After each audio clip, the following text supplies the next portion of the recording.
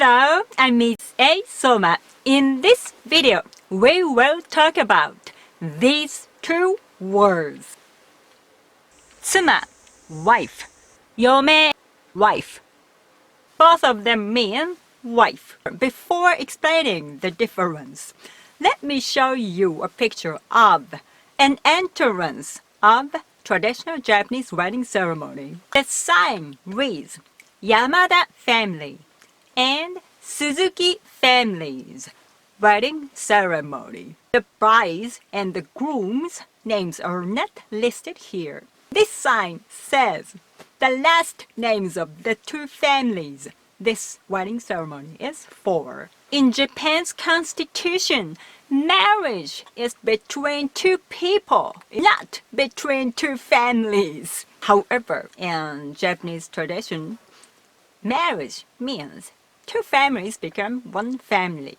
And nowadays, people don't think traditional way, but the traditional custom still remains like seen here in the signs. According to Japanese law, a couple should have the same last name. And mostly the wives change her last name to husbands. When Yamada Yoko-san, Yoko Yamada, marries Suzuki Taro-san, Taro Suzuki, Yoko changes her last name to Suzuki Yoko-san. I think that many other countries have the same tradition as in Japan.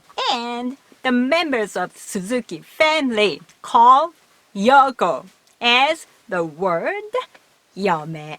Taro's grandfather and Taro's grandmother and Taro's father and Taro's mother and Taro's sister and Taro's brother and Taro's wife can call her yome. So, yome could be translated as granddaughter-in-law, daughter-in-law, sister-in-law, and wife.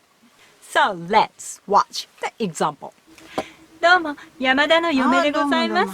どうぞよろしくお願いします。奥さん、どこの出身ですか？はい、嫁は東京出身なんです。ああ、そうですか。で、奥さん、どこの出身ですか？はい、嫁は東京出身なんです。ああ、そうですか。で、奥さんはどこの出身ですか？ So what about tsuma?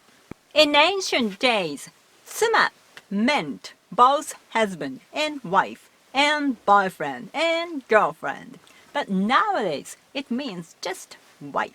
So, はい、妻は東京出身なんです。This is wrong. She can't call her 妻. She just can call her yome. Just husband and wife herself can call her 妻. And people who are not family members cannot call her yome or 妻. They should say 奥さん。まあしかし山田君の奥さんは美人だな。いや、それほどでもないですよ。何言ってんだよ。可愛いじゃないか。鈴木ほなみそっくりだ。誰ですかそれ。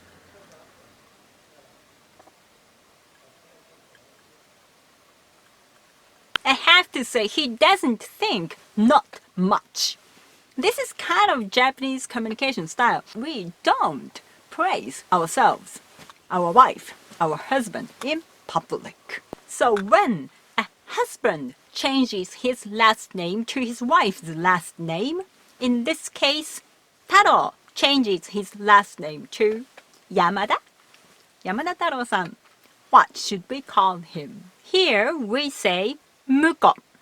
Just Taro and Yoko can call him Otto. This is the same usage as Yome and Tsuma, Muko and Otto. Yoko's grandfather and Yoko's grandmother and Yoko's father and Yoko's mother and Yoko's sister and Yoko's brother and Yoko and Taro can call him Muko. However, men, guys, mostly don't like to be called Muko, even if they really are. はじめまして、由美子の夫です。ああ、どうもどうも。どうぞよろしくお願いします。うちの向こうは東京出身なんです。向こうさんは東京出身ですか？はい、夫は東京出身なんです。道理でハイカラなこと。He called himself as danna or otto. And others call them danna, danna-san, ご主人 as husband, 嫁さん, 奥さん, 奥様 as wife. お邪魔します。あ、どうも、はじめまして。あ、どうも、ゆうこの旦那です。今日ゆっくりしてってね。お世話になります。なんか優しそうな旦那さんだね。So, I think that this yome and Muko system is related to the Japanese grave system. Please watch this. This is my own family grave. We burn the dead bodies until they are reduced to bones, not ashes, bones, and put them into this grave. We have my great-grandfather, great-grandmother, and the children who died young, my grandfather, my grandmother, and my father, and my uncle. This grave's bottom is connected to the ground, so the old bones are gradually turned into soil.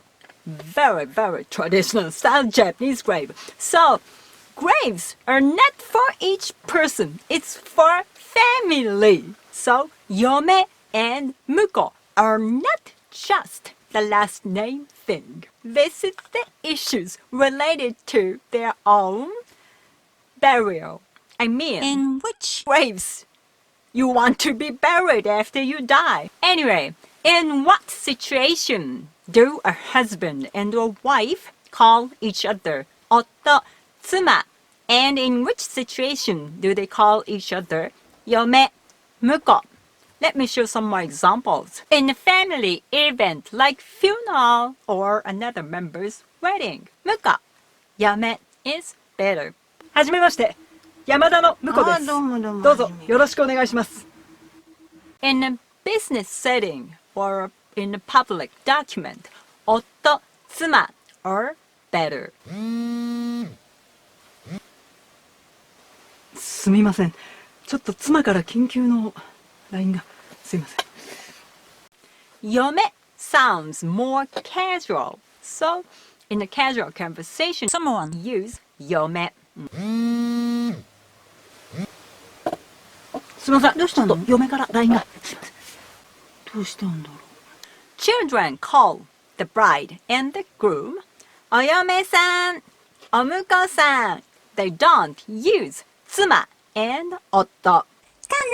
大きくなったら、大場くんのお嫁さんになるの。わあ、すごーい。じゃあ、大場かなちゃんになるのかな？うん。大場か。But in this case, children don't have the concept that yome belongs to the husband's family and muko belongs to the wife's family. They just use the words as bride and groom. In polite settings, a wife should call her husband 主人, which means master. 主人がいつもお世話になります. By the way, this kanji, yome, is made by onna, which means girl, female, woman, and ie, which means house, home. So, this kanji forces wives to stay in the house. Now you know that in Japan, the gender inequality exists in language base, and language influences people. So this is one of the reasons why Japanese society doesn't use women power well, I think. So that's all for today. I shared deep cultural thing here. Languages are born from culture, so we shouldn't ignore the cultural thing when learning languages. Yeah? Nowadays, I sometimes post pitch accent examples on Twitter and some short videos on Instagram, so please follow them. Next video, pronunciation thing about double vowels. Right word. 新聞 many non-native speakers say shinbon. And about pitch accent, I will make some confusing verbs. どうもありがとうございました。お疲れ様でした。See you!